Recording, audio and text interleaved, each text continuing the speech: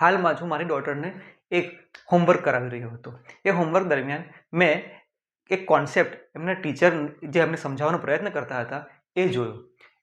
એની અંદર તમે જોઈ શકશો કે એક પેટર્ન સમજાવવાનો પ્રયત્ન શિક્ષકે હોમવર્કમાં કર્યો છે. મતલબ એક ઓબ્જેક્ટ પછી બીજો ઓબ્જેક્ટ, એ ઓબ્જેક્ટ પછી પાછો બીજો ઓબ્જેક્ટ, એટલે એક પેટર્ન વારંવાર રિપીટ થાય છે. આપણી લાઈફમાં અને ઇન્વેસ્ટિંગમાં પણ કંઈક આવું જ છે. માર્કેટનો હિસ્ટોરિક ડેટા જોયા પછી અમને એક પેટર્ન દેખાઈ. આપણા એસઆઈપી અને લમસમના રિટર્ન કેવી રીતે આ પેટર્નનો ઉપયોગ કરી મેક્સિમાઇઝ કરી શકાય એ આ વિડીયોની અંદર આપણે શીખીશું. સાથે સાથે એસઆઈપી ક્યારે કરવી, લમસમ ક્યારે કરવું એ પણ આ વિડીયોમાં આપણે જોઈશું. તો મિત્રો, જો તમે એક્સાઇટેડ હોય આ વિડીયો માટે તો ચોક્કસ કોમેન્ટમાં એસઆઈપી લખો યા તો પછી લમસમ લખો.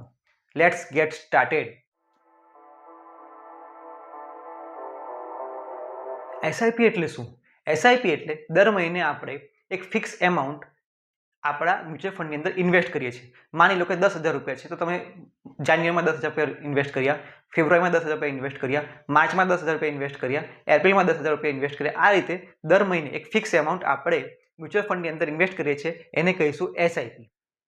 એટલે કોઈ પણ એક મોટી રકમ કોઈ પણ એક ડેટે જ્યારે તમારી પાસે રૂપિયા આવ્યા છે ત્યારે તમે મ્યુચ્યુઅલ ફંડમાં ઇન્વેસ્ટ કરો છો, એને લમસમ કહેવાય છે. પણ ખરેખર એસઆઈપી ક્યારે કરવી જોઈએ, લમસમમાં ઇન્વેસ્ટમેન્ટ ક્યારે કરવું જોઈએ, આ ચેક કરવા માટે અમે માર્કેટના પાસ્ટ એક મ્યુચ્યુઅલ ફંડની અંદર જઈ અને બેક ટેસ્ટિંગ કર્યું moneycontrol.com વેબસાઇટ પર જઈને. તો ચાલો એનું રિઝલ્ટ જોઈએ.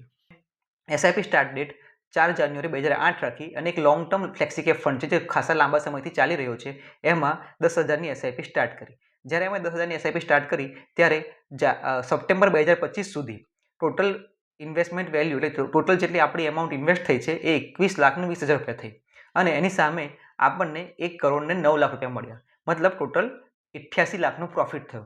એન્યુઅલાઇઝ રિટર્ન જોઈએ તો 16.51% એટલે 16.51% આપણને એન્યુઅલાઇઝ રિટર્ન મળ્યું.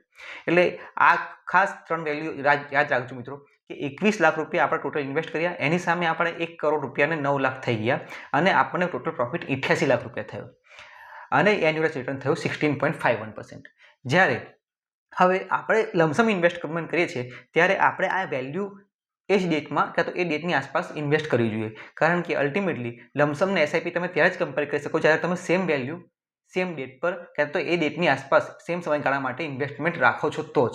કારણ કે આપણે અહીંયા લોંગ ટર્મ ઇન્વેસ્ટમેન્ટ કરી રહ્યા છીએ. તો એસઆઈપીમાં તમે જો 17 વર્ષમાં આપણે ઇન્વેસ્ટમેન્ટ કર્યું તો 10,000ની એસઆઈપી 1,09,00,000 રૂપિયા કરી ગઈ, મતલબ 88 લાખનો પ્રોફિટ થયો.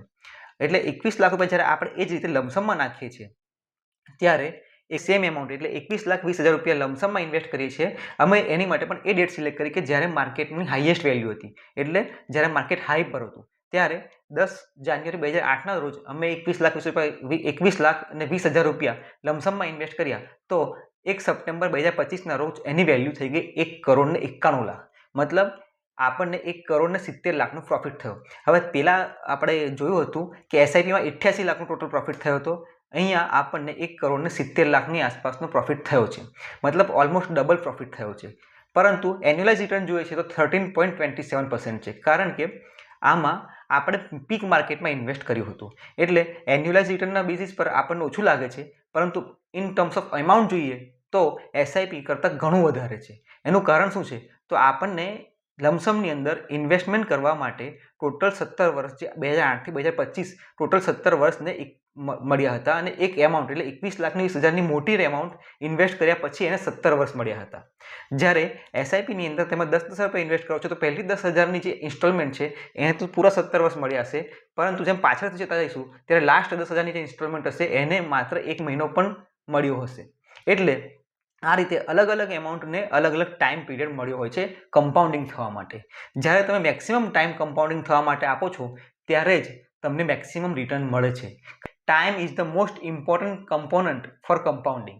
એટલે આપણે ભલે in terms of annualise return પર્સન્ટેજમાં લમસમમાં ઓછું દેખાઈ રહ્યું છે, પર એસઆઈપી કરતાં જો તમે લમસમ ઇન્વેસ્ટમેન્ટ કર્યું તો સેમ એમાઉન્ટનું તો તમને ઇન ટર્મ્સ ઓફ એમાઉન્ટ વધારે રિટર્ન મળી રહ્યું છે. એટલે સમજવાની વસ્તુ એ છે કે આપણા તારણ બહુ સ્પષ્ટ થઈ ગયા કે એસઆઈપી ક્યારે કરવું અને લમસમ ક્યારે કરવું. તો જ્યારે તમારી પાસે એક ફિક્સ એમાઉન્ટ અવેલેબલ હોય કે જે તમે રેગ્યુલરલી તમારી ઇન્કમમાંથી ઇન્વેસ્ટ કરી શકતા હોય ત્યારે જ તમારે એસઆઈપી કરવી. જેમ કે તમારી સેલરી છે, તો કોઈ ફિક્સ ઇન્કમ છે, કે જેમાં તમારી રેન્ટની ઇન્કમ છે, તો એ તમે ઇન્વેસ્ટ કરી શકતા હોય એક ફિક્સ એમાઉન્ટ, ત્યારે તમારે એસઆઈપી કરવી જોઈએ. જ્યારે તમારી પાસે મોટી એમાઉન્ટ અવેલેબલ છે ત્યારે એનો ટાઈમિંગનો વેટ કરવા છતાં તમારે લોંગ ટર્મ જો ઇન્વેસ્ટમેન્ટ કરવાનું છે તો એ લમસમ એમાઉન્ટ તમારે બને ત્યાં સુધી વહેલા ઇન્વેસ્ટ કરવી જોઈએ. કારણ કે લમસમ એમાઉન્ટને તમે જેટલો ટાઈમ આપશો એટલો એને વધારે ટાઈમ મળશે, તો વધારે સારા રેટથી કાં તો વધારે ટાઈમમાં સારું compounding in terms of amount પણ થઈ શકશે. એટલે હંમેશા યાદ રાખો કે time is the most important factor for compounding. Lump sum હોય કે એસઆઈપી, આપણે જ્યારે એસઆઈપીનો યુઝ કરીશું તો હંમેશા આપણા એક લિમિટેડ ઇન્કમમાંથી પણ સારું રિટર્ન મેળવવા માટે ઉપયોગ કરીશું. લમસમમાં આપણી પાસે સારી આવક છે એટલા માટે આપણે એને મેક્સિમમ ટાઈમ આપવાનો પ્રયત્ન કરી શકાય. કે અમે જાન્યુઆરી 2004થી એક ડેટા કાઢ્યો હતો, જેમાં અમે નિફ્ટી 50 જે ઇન્ડિયાની ટોપ 50 કંપની ઇન્ડેક્સ છે એને ઓબ્ઝર્વ કરવાનો પ્રયત્ન કર્યો. 2024-25 સુધી અમે જોવાનો પ્રયત્ન કર્યો છેલ્લા 20 થી 21 વર્ષની અંદર નિફ્ટી 50નો પી જ્યારે પણ એવરેજ 22 કરતાં ઘટ્યો છે ત્યારે ખરેખર શું થાય છે નેક્સ્ટ 3 વર્ષની અંદર. કારણ કે આપણે ઇન્વેસ્ટમેન્ટ જ્યારે પણ મ્યુચ્યુઅલ ફંડની અંદર કરતા હોઈએ છીએ ત્યારે આપણે 3 વર્ષનો સમયગાળો તો આપવો જ જોઈએ.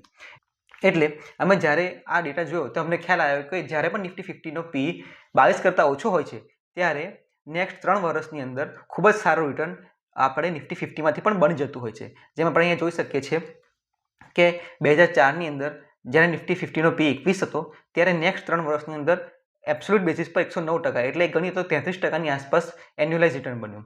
એ જ રીતે 2005ની અંદર જ્યારે નિફ્ટી 50નો પી 15.57 હતો ત્યારે 190%, એટલે 30%થી પણ વધારે એન્યુઅલાઇઝ રિટર્ન બન્યું છે ખાલી નિફ્ટી 50માંથી. એ જ રીતે 2006ની અંદર ખાલી એક એવું વર્ષ હતું કે જ્યારે આ પેટર્ન કામ કરી નથી. મિત્રો સમજવાની જરૂર છે કે એક વર્ષ જેની અંદર આ પેટર્ન કામ કરી શકી નથી, છતાં પણ ફરીથી આપણે 2007માં આવી જઈએ તો 2007માં ફરીથી 22 કરતાં પી ઓછો ગયો ત્યારે તમારું રિટર્ન નેક્સ્ટ વર્ષનું 30% થઈ ગયું, 3 વર્ષનું, એટલે 10%થી પણ વધારે. એ જ રીતે 2009ની અંદર ફરીથી આપણને એ જ પેટર્ન રિપીટ થતી જોવા મળે છે. 2012ની અંદર પણ જ્યારે 22 કરતાં ઓછો પી છે ત્યારે આપણને સેમ પેટર્ન જોવા મળી રહી છે. ઇવન આપણે અપ ટિલ 2023 સુધી જોઈએ તો 2023થી અત્યારે તમે કેલ્ક્યુલેટ કરશો તો 2023માં નિફ્ટીનો જે પ્રાઇસ હતો અને એને આજે તમે કેલ્ક્યુલેટ કરશો તો પણ ખૂબ જ સરસ રિટર્ન નિફ્ટી 50 પીએ જ્યારે 22ના પીથી ઓછો આપણે ઇન્વેસ્ટ કરીએ છીએ ત્યારે આપ્યું છે. એટલે આ એક ખૂબ જ મહત્વનો ડેટા પોઈન્ટ છે જેનો તમે ઉપયોગ કરી આ પેટર્નનો ઉપયોગ કરી તમે તમારી એસઆઈપી કે લમસમમાં રિટર્ન મેક્સિમાઇઝ કરી શકો છો. તો કેવી રીતે? તો જ્યારે પણ તમારો નિફ્ટી 50નો પી 21 કે એટલે જ્યારે પણ તમારા નિફ્ટી 50નો પી 22 કરતાં ઓછો જાય ત્યારે તમે એક ઓપોર્ચ્યુનિટી એસઆઈપી, મતલબ કે એક એસઆઈપીની એક ઇન્સ્ટોલમેન્ટ વધારે નાખી શકો છો, અથવા તમે લમસમ એમાઉન્ટ જે તમારી પાસે અવેલેબલ છે એમાંથી મેક્સિમમ એમાઉન્ટ જ્યારે પણ તમારી નિફ્ટી 50ની પી 22 કરતાં ઓછી હોય ત્યારે તમારે નાખવાનો પ્રયત્ન કરવો જોઈએ. એટલે આ રીતે તમારે એસઆઈપીનું ઇન્વેસ્ટમેન્ટ જો તમે એક એક્સ્ટ્રા એસઆઈપી કરશો યા તો તમે લમસમ ઇન્વેસ્ટમેન્ટ કરશો તો એ સમયગાળા દરમિયાન ચોક્કસ તમારો જે રિટર્ન હશે એ વધી જશે, કારણ કે આપણે બેક ટેસ્ટિંગ કરીને ડેટામાંથી જોઈ શકીએ છીએ. તો આ જ રીતે તમે આ પ્રકારના ડેટાનો ઉપયોગ કરી થિંકિંગ એપ્લાય કરી અને મેક્સિમમ જ્યારે પણ 22 કરતાં એક સિમ્પલ ટ્રેક કરો કે ટ્રેન્ડ લાઇન પર જઈ કે screener.in પર જઈ નિફ્ટી 50ની પી જોતા રહો. જ્યારે નિફ્ટી 50ની પી 22 કરતાં ઓછી આવે ત્યારે તમારું એક લમસમ ઇન્વેસ્ટમેન્ટ યા તો એક એસઆઈપી વાળું ઇન્વેસ્ટમેન્ટ કરી નાખો. આ રીતે જો તમે કરશો તો તમારા એક્ચ્યુઅલ મ્યુચ્યુઅલ ફંડ કરતાં પણ તમે સારું રિટર્ન મેળવી શકશો. મિત્રો, આ વિડીયોની અંદર અમે તમને એસઆઈપી અને લમસમ ક્યારે કરવું જોઈએ, એસઆઈપી અને લમસમમાં તમે તમારું ઇન્વેસ્ટમેન્ટમાં રિટર્ન મેક્સિમાઇઝ કઈ રીતે કરી શકો એ સમજાવવાનો પ્રયત્ન કર્યો છે.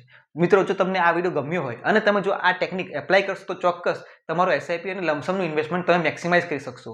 તો મિત્રો, અમારા આ પ્રકારના વિડીયો અમે બનાવતા રહીએ અને દરેક ગુજરાતી ઇન્વેસ્ટરને ઇન્ફોર્મ ઇન્વેસ્ટર બનાવી શકીએ એ માટે અમારી ચેનલને સબસ્ક્રાઇબ કરો અને અમારા વિડીયોને લાઇક કરો. થેન્ક યુ મિત્રો. જય હિન્દ.